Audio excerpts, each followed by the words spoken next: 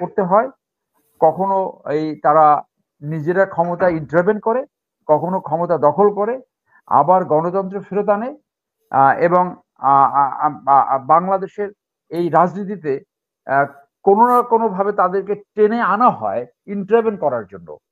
কোনো সেনাবাহিনীর কৃষ্টি কালচার সম্বন্ধে কিছু জানে না, ইন্টারনাল যে নেগোসিয়েশন হয় সেগুলো জানে না, যে আজকে জাতি যে বিভক্ত হয়ে পড়েছে, সেই জাতি বিভক্তে একটা সংহতির জায়গাটা কোথায়? আমাদের রাজনীতিবিদরা আমাদের স্টেট এই আমাদের নাগরিকদের একটা অংশকে এটা শিখাতে পারেনি যে রাষ্ট্রীয় গুরুত্বপূর্ণ প্রতিষ্ঠান, সশস্ত্র বাহিনীর মতো গুরুত্বপূর্ণ গুরুত্বপূর্ণ প্রতিষ্ঠানের বিরুদ্ধে এইভাবে কথা বলা উচিত না।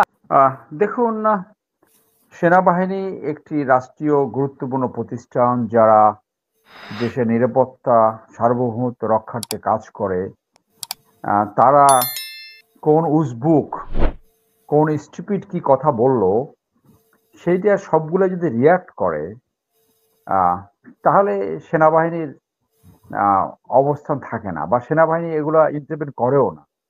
যে কোন একটা রাখাল ছেলে বা কোন একটা মানে অসভ্য ছেলে কি বলল, এইগুলা পাত্তা দেওয়ার তেমন একটা কারণ নাই। সেই কারণ ছেলের সাথে উনি আলাপ করলেন কেন?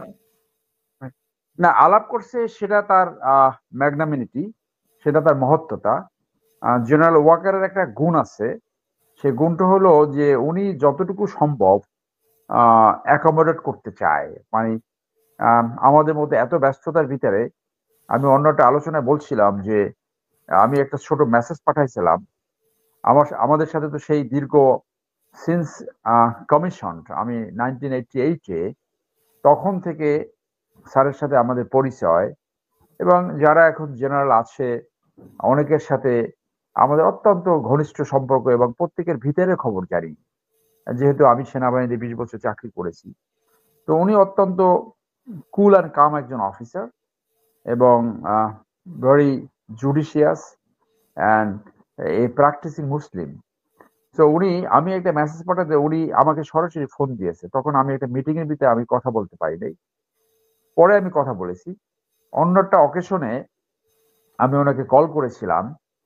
তিনি রাত 12:15টার সময় সেটা কল ব্যাক করছে। আমি হয়তো 4-5 ঘন্টা আগে ফোন করেছিলাম, তখন আবার আমি ঘুমিয়ে গেছি, আমি ধরতে পারিনি। তো যেহেতু তারা আন্দোলনের সম্মুখ সারিতে ছিল, এই হাসনাত ছেলেটা এবং অন্য, তো তারা যেহেতু আগ্রহ প্রকাশ করছে, উনি হয়তো ওনার জায়গা থেকে ঠিক আছে কি বলতে চায় সেটা শুনি। তো এক জায়গায় বসলে সেই জায়গা তো অনেক আলোচনা হতে পারে, যে কোনো আলোচনা আসবে, এবং পলিটিক্যাল আলোচনাই হবে। এইখানে বলা প্রয়োজন যে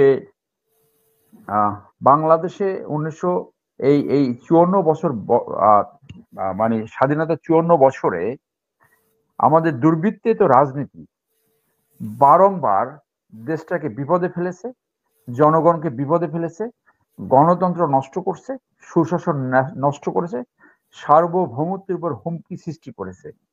এবং প্রতিবারই এই পলিটিশিয়ানই সেনাবাহিনীর কাছে যায়, এবং সেনাবাহিনীকে কখনো কখনো রেফারির ভূমিকা পালন করতে হয়, কখনো মধ্যস্থতা করতে হয়, কখনো তারা নিজেরা ক্ষমতায় ইন্টারভেন করে, কখনো ক্ষমতা দখল করে, আবার গণতন্ত্র ফেরত আনে। এবং বাংলাদেশের এই রাজনীতিতে কোনো না কোনোভাবে তাদেরকে টেনে আনা হয় ইন্টারভেন করার জন্য। এইখানে আপনাকে বলা প্রয়োজন যে পৃথিবীর সব দেশে উন্নত গণতন্ত্র থেকে নিম্ন গণতন্ত্র অথবা অটোক্রেসি, সেনাবাহিনীর ডাইরেক্ট অথবা ইনডাইরেক্ট একটা ভূমিকা থাকে রাজনীতির উপরে। যেমন আমি উদাহরণস্বরূপ বলি, ট্রাম্প যখন তাদের কংগ্রেস দখল করতে চেয়েছিল, তখন কিন্তু সেইখানে জয়েন্ট চিফ অফ স্টাফ বলেছিল যে we don't serve A টাইরান্ট, we don't serve A family, we don't serve a person. আমরা জনগণের স্বার্থ রক্ষা করি, এবং আমরা সংবিধানের আওতায় যে ওত নিয়েছি সেই ওত আমরা সুরক্ষা করি। সো ওইটাও তো সেই রাজনীতিতে এক ধরনের ইন্টারভেনশন, যে রাজনীতিতে সেনাবাহিনীকে জড়াতে চেয়েছিল, প্রতিষ্ঠানগুলো এইরকম স্ট্রেন্থ দেন যে সেই প্রতিষ্ঠান রাজনীতিতে জড়ায় নাই। ইভেন ইন্ডিয়াতেও কোনো না কোনোভাবে ডাইরেক্ট অথবা ইনডাইরেক্টলি সেনাবাহিনী রাজনীতিকে কন্ট্রিবিউট করে অথবা আপনি নিয়ন্ত্রণ করে। তো ওখানে কি যে নির্বাচনটা সঠিক হয় ইন্ডিয়াতে, ঠিকভাবে ভোট কাউন্ট হয়, জনগণের এই যে ভোটাধিকার, সেই ভোটাধিকারের উপরে কোনো রাজনৈতিক দল ইন্টারভেন করে না বইলা সেনাবাহিনীর নীরব ভূমিকা পালন করে যে রাষ্ট্র ঠিকভাবে চলছে। বাংলাদেশের মতো থার্ড ওয়ার্ল্ড কান্ট্রিতে যেহেতু দুর্বৃত্তে তো রাজনীতিবিদরাই বারবার রাষ্ট্র ধ্বংস করতে চায়, লুটেরাতন্ত্র কায়েম করে, মাফিয়াতন্ত্র কায়েম করে, তারা আর্মির কাছে যায়। যখন আওয়ামী লীগ বিরোধী দলে ছিল তখন তারা সেনাবাহিনীর কাছে যেত। আবার গত 15 বছরে যারা বিরোধী দলে ছিল তারা সেনাবাহিনী চাইতো যে সেনাবাহিনী ইন্টারভেন করুক, সেনাবাহিনী দেশকে উদ্ধার করুক। সো ইন বাংলাদেশ পার্সপেক্টিভ, এটা বাংলাদেশের দুর্বৃত্তে তো রাজনীতি বারবার সেনাবাহিনীকে রাজনীতিতে টেনে এনেছে। This is the fact. এইখানে এই যে হাসনাত ছেলেটা যেটা করলো, এটা হলো অ্যাবসলিউটলি ইম্যাচুরিটি। কোনো সেনাবাহিনীর কৃষ্টি কালচার সম্বন্ধে কিছু জানে না, ইন্টারনাল যে নেগোসিয়েশন হয় সেগুলো জানে না, যে আজকে জাতি যে বিভক্ত হয়ে পড়েছে, সেই জাতি বিভক্তে একটা সংহতির জায়গাটা কোথায়, ফরজিং এর জায়গাটা কোথায়? এই জায়গাটা হলো সেনাবাহিনী। কারণ সেনাবাহিনীকে সবাই মেনে নেয় বলে সবাই সেনাবাহিনীর কাছে যায় যে আপনি দেশটাকে রক্ষা করেন। সেনাবাহিনীর একটা অনুষ্ঠানে কেউ দাওয়াত পেলে মনে হয় যেন তার ক্লাস বেড়েছে, মানে নিম্ন বর্ণ থেকে উচ্চ বর্ণে পদার্পণ হয়। 21শে নভেম্বর যদি দাওয়াত পায় তাহলে সেইটা দিয়ে দেখেন না, ফেসবুকে ছবি দিতে দিতে ফেসবুক গরম বানায় ফেলায়, তার মানে জাতে ওঠে। কিন্তু এই ছেলেটা যেহেতু ইমেচিউরিটি আছে, এই জাতে ওঠার মতো জ্ঞানও এখন পর্যন্ত হয় নাই, যে সেনাবাহিনী সবসময় জাতিকে একীভূত করার জন্য, জাতীয় সংহতি সৃষ্টি করার জন্য, ডিভিশনটাকে ব্রিজ করার জন্য একটা দায়িত্ব পালন করে, যে দায়িত্বটা পলিটিশিয়ানই তাদেরকে ডেকে আনে। সো এইখানে সেনাবাহিনীকে কোনোভাবে দোষ দেওয়া যাবে না। এখন আসি যে আমি আরেকজন এখানে আরেকটা কথাও যে আসিফ মাহমুদ যেটা বলেছে সেটাও তো একই দিনের ঘটনা, আগে পরে কিছু ঘন্টা আগে পরে, যে ডক্টর ইউনূসকে এই তো শোনেন, আমি তো ইউনিভার্সিটি হলে ছিলাম, সূর্য হলে। এইখানে না বাংলাদেশে একটা দুর্ভাগ্য রয়েছে যে আমাদের জনগণের একটা অংশ সেনাবাহিনীর প্রতি অত্যন্ত বিদ্বেষপূর্ণ মনোভাব পোষণ করে। কিন্তু তাদের কোনো আত্মীয় স্বজন বা তারা যদি যখন সেনাবাহিনীতে যায় তখন কিন্তু এই ভুল ধারণাটা তাদের ভেঙে যায়।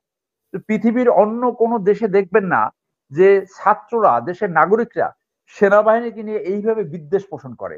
এইটা হলো ওই অপরাজনীতি, ওই দুর্বৃত্তিত রাজনীতি হলো ফসল। ওইখানে তারা বলবে উত্তরপাড়া, যারা ওইখানে বসে সেনাবাহিনীকে গালিগালাজ করে, এরা আবার আইসা ডিওএসএস এ বাড়ি কিনবে, এইখানে থাকবে, আবার সেনাবাহিনী অনুষ্ঠানে যাওয়ার জন্য পাও ধরে যে আমাকে একটা অনুষ্ঠানে দাওয়াত দেন। তো এটা হলো এই যে পলিটিক্যাল নিম্ন কালচার, নিম্ন সংস্কৃতি এবং এই চাকর বাকর প্রকৃতির, মানে অত্যন্ত নিম্ন মেন্টালিটি থেকে যখন একটা পলিটিক্যাল নেতৃত্বে আসে তখন ওই বনেদি, ওই যে সফিস্টিকেশন, ওই অ্যারিস্টোক্রেসি বুঝতে বুঝতে তার অনেক বয়স চলে যায়। তো সে ওই ওই দেখে আসছে ওইখানে যে 5 টাকার একটা নাস্তা খাওয়াইলে, 10 টাকার একটা নাস্তা খাওয়াইলে যে মতামত চেঞ্জ করে, এবং ওইখানে তো ফাও খাওয়ার একটা কালচার আছে। তো ওই ওই কালচার নিয়ে তারা আসে না, যার জন্য এবং আমাদের রাজনীতিবিদরা, আমাদের স্টেট, এই আমাদের নাগরিকদের একটা অংশকে এটা শিখাতে পারেনি যে রাষ্ট্রীয় গুরুত্বপূর্ণ প্রতিষ্ঠান, সশস্ত্র বাহিনীর মতো গুরুত্বপূর্ণ প্রতিষ্ঠানের বিরুদ্ধে এইভাবে কথা বলা উচিত নয়। যারা অন্যায় করেছে, যারা দুর্নীতি করেছে, যারা যারা ইন্ডিয়ান পারপাস সার্ভ করেছে, তার বিরুদ্ধে তো আমরা কথা বলছি। আমি নিজে তো অন্তত 10-12 জনের বিরুদ্ধে নালিশ করছি। শফিউদ্দিন, জেনারেল আকবর, 15th আরেকজন আমার নাম সরোয়ার, তারপরে এই যে মুজিব নামে, আমি তো এই 7 দিন আগেও তার দুর্নীতি। যে অন্যায় করেছে তার বিরুদ্ধে আপনি কথা বলেন। Why did you talk against a institution of a country? এটা তো রাষ্ট্রদ্রোহিতা, এটা এটা এটা এটা একটা ইনসাইটমেন্ট।